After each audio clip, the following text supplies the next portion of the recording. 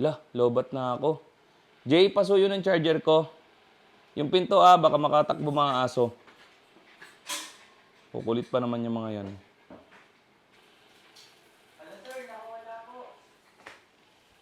Ganyan ba mga aso nyo mga kamaylo? Dito sa bidyong to, pag-uusapan natin ang boundaries. Boundaries, napakalawak niyan mga kamaylo. Ito po yung mga example niyan. Pagbukas yung pinto, tatakbo na yung aso natin. Pag may pagkain tayo, gustong kunin sa atin. Kapag nakita tayo, talon ng talon sa atin. Yan yung mga boundaries mga kamaylo. Dito sa bidyong to, tuturuan ko po kayo kung paano mag-create ng boundaries sa ating mga mahal na fur babies. Una sa lahat, gumagamit po ako ng dehydrated pork liver. Ito po yan, no? Goodies by Milo. Available po ito sa ating Shopee.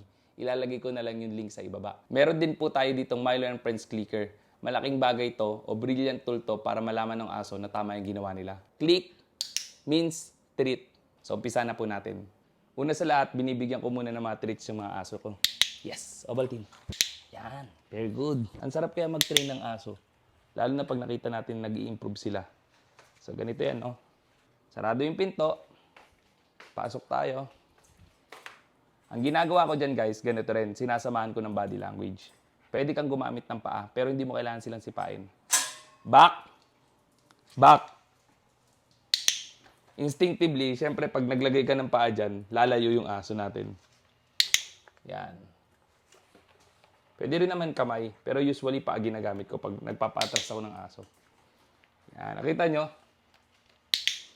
Para dito sa training natin, yung aso natin, hindi lagi nating pinupuwersa, sinisigawan, di ba? Stay.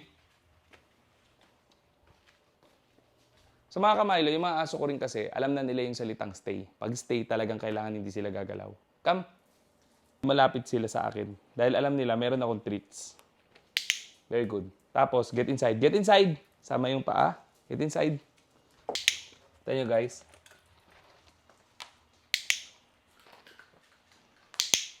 Very good. Question, Sir Tristan. Sumusunod lang yung aso ko kapag may treats. Pero pag wala ng treats, hindi na sila sumusunod. Ganito po naman ang sagot ko dyan. So dito, papakita ko sa inyo. Alisin ko na yung treat bag ko. Tsaka yung treats and clicker para hindi nila makikita na may hawak ako. So ganito yan guys ha. Ililesen mo paunti-unti yung pagbibigay mo ng treat sa kanila hanggang mawala yung treat. Okay? Kaya ganito na sila. For example, di ba? Sarado pa natin yung pinto. Ayan. So, yung pinto. Stay.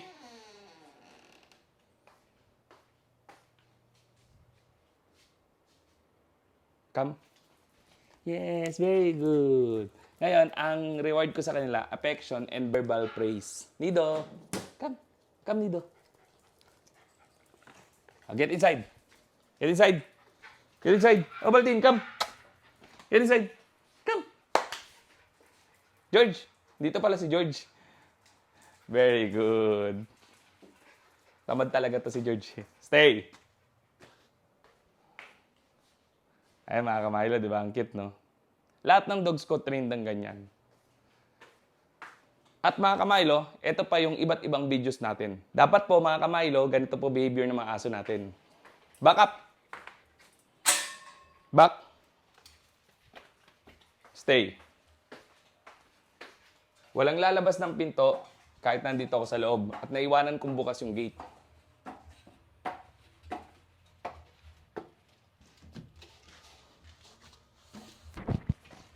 Except kung tatawagin natin sila.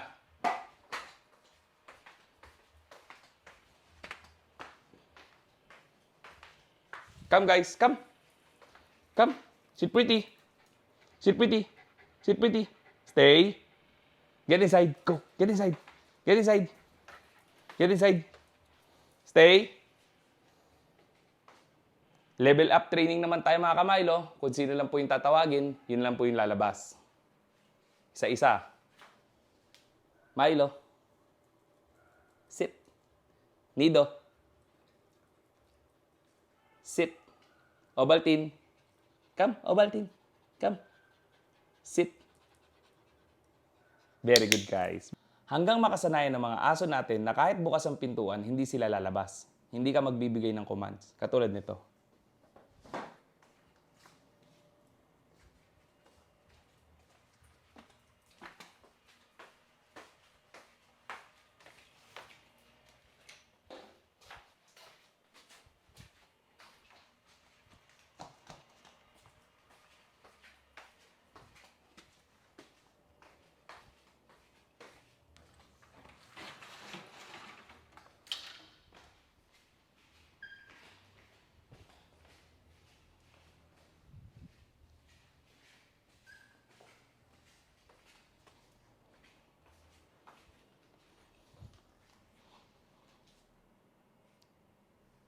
hanggang masanay ang mga aso natin sa labas ng ating bahay. Let's go guys, come. Dito tayo sa labas. Dito po sa labas ng bahay natin, ibang usapan na po ang training. Dapat mas mahigpit ka sa pagtuturo ng mga aso mo. So dito, wala rin po mga tali yung mga aso ko. Ipapakita ko lang po kung gaano sila ka-train. Stay. Stay. Come guys. Get inside. Come. Side.